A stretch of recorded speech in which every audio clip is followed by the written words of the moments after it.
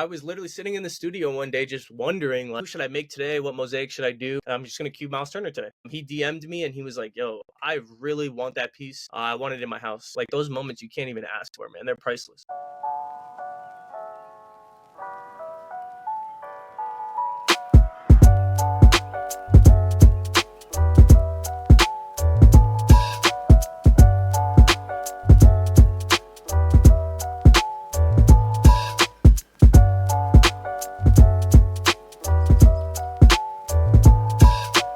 What's going on, everyone? Welcome back to another episode of Sideline Stories. Today I'm here with Dylan Sadiq, aka the College Cuber, a pro Rubik's Cube artist who makes mosaics for your favorite athletes. How are you doing today, Dylan? Doing fantastic, man. It's honestly a pleasure to be here.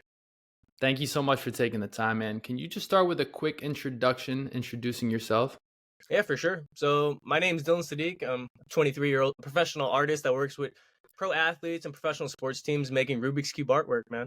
Can you just start by kind of diving right into it? Take us through from start to finish how you create one of your mosaics. Yeah, for sure. So the first thing is I always think of everything as using the engineering process. I completely identify as an engineer.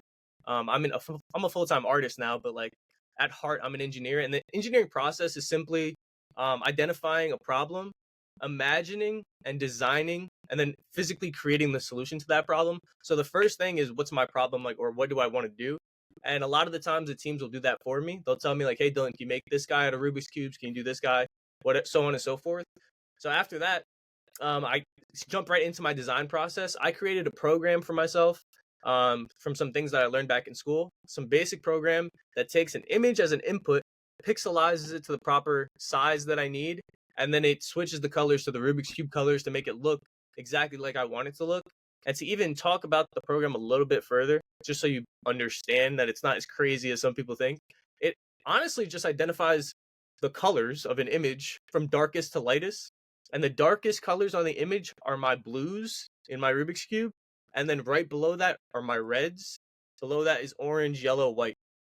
I honestly almost never use green unless it's completely necessary. Like, for example, if the team has green in their colors, I just don't really feel like it fits in that nice little like gradation, like color scheme right there.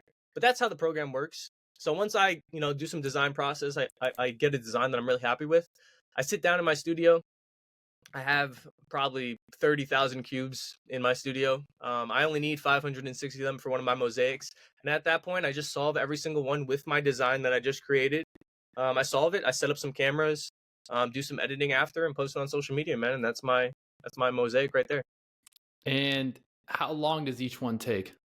Yeah, so compared to my first mosaic ever, I probably took 10 plus hours to do that first mosaic. Obviously, I wasn't very, skilled in this. Obviously, it was my first time ever. Now I do them in about the building process to solve 560 cubes under 2.5 hours. The design process really depends how much, love and effort I really want to put into it. But easily I can make a design in 15, 20 minutes. But if it's something for more important, like a commission art, maybe I'll spend a couple hours or even a couple days making sure it's perfect. But if it's something for social media, less than 30 minutes, I could easily get something really nice. That's what's up. And your first mosaic ever was of who? Luka Doncic, man. I'm a big NBA fanatic, dude. I love the NBA. And I personally am a big fan of Luka Doncic.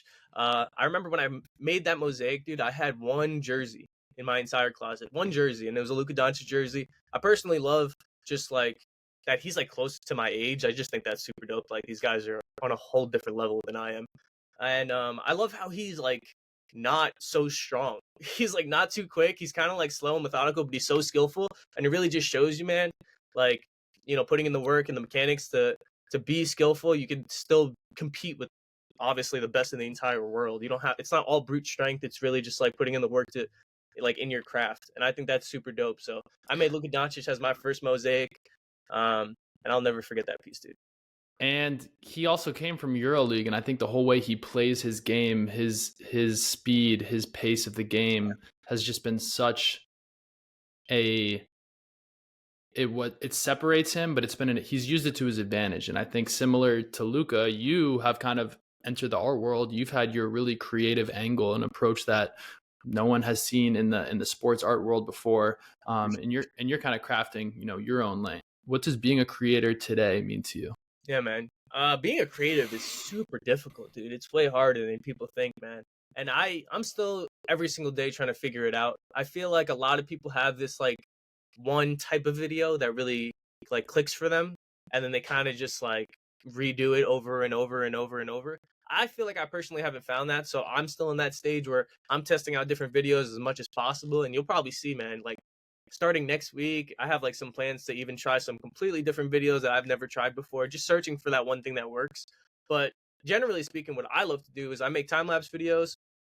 I try to do voiceovers whenever I leave my house if I'm at a live event, and I just talk. I'm like, hey guys, this is where we are. This is what we did. We met some cool people. We made this cool piece of artwork. Just trying to explain what's going on. But at the end of the day, whether people watch it or not, like I said, I have only one life, man, and I'm gonna look back at this as my own personal diary when I'm an older man. I'm just gonna look back and it's like, hey, I don't even remember this one day. Let me watch a video about what it was like and just relive that moment myself. And if other people can take value from it, that's super dope and that's awesome too. But it's more for myself more than anybody else, and it's also um, at the end of the day, it's also a great way to grow my business. And if it wasn't for any of this social media stuff, I would just be some random kid playing with cubes in my basement. As much as that's sad to say, like it's really like a completely necessary tool to take your business to the next level, because without it, I wouldn't even know exactly how to, grow as much as I am. Maybe I don't even know. I probably have to go to like a convention or something where like people hire Mm, live entertainment or something like that. But thankfully, because I share my artwork on social media, people can reach out to me and understand who I am and what I do, and sometimes hire me for it. So that's super amazing and it's super necessary. But I'm still figuring it out. I definitely don't have it down pat, man. People really understand it a lot better than I do. you talked a little bit about being, a first generation college student and growing up in a low to middle income household, as you said. What what about your upbringing and your grind through school has allowed you and has shaped you to generate the business that you have today? Oh man, it's all about I mean, it made me such an ambitious person. Like, I really feel it's such an interesting topic to even, think about, because environment is so different for everybody. So you can't really say, oh, this person's like this because of that. But there's so many different factors. Right. But generally speaking, and in my opinion, I feel like, the lower income that you are, or the more difficult your life was in the beginning stages, it really just makes you wanting so much more. And I don't know if there's truth to that or not, but that's how I feel, and I feel like there's got to be a correlation in some way. And Hmm. I feel like yeah, life growing up wasn't too easy, man. I have two brothers, and I live with a single mother like my entire life. And my mom worked every single day, like forever. I probably lived in like 12 different houses in like my first 16 years of life. So it was pretty tough. Um, but I mean, you don't really know in the moment that it's tough. I was just enjoying myself, especially me and my older brother are a lot closer in age, so I spent a lot of time just hanging out with him, playing video games with him. Um, really just appreciating everything I can. But when you get older, you really understand that you were a little bit less unfortunate, like a little bit, less fortunate than others. But it really just makes you want so much more. I mean, Hmm. really, I have so many different idols now. Like, for example, like Mark Cuban, for example, like a huge inspiration hearing their story, that they have such similar stories to you, and all it really takes is to work a little bit harder when you're younger, and you can have everything you've ever wanted when you're older. Not only Hmm. for yourself, but for your friends, for your family. Just having the freedom to go wherever you want, do whatever you want, share special moments with the people that you love. Like, I mean, that's all I'm really trying to do at the end of the day. And I'm doing that through my artwork. I don't have to work a 9 to 5, thankfully, as much as I would have if I had to. Hmm. Um, so it really comes all from my background, in my opinion. But it could be anything. Who knows? It could be anything. Yeah, the nature versus nurture debate is always an interesting one. Yeah. And I think something I meant to add earlier is you're not just doing what you love every day, which is one thing that I think everyone in this world should do, is do something they love every day. The classic, if Yeah. you do something you love every day, we won't work a day in your life. But to do something you love every day genuinely, and to travel the world for it. Yeah. That's where you combine those things. And I think you said you've traveled to some countries, and I'm sure you will travel to many, many more doing what you love. I think that's kind of the golden package, putting those two together. So Awesome, man. it's Super grateful for it, dude. and it's inspiring, man. And how old are you? 23, 20? 23, turned 24 in February. You're in, you're ahead of the curve.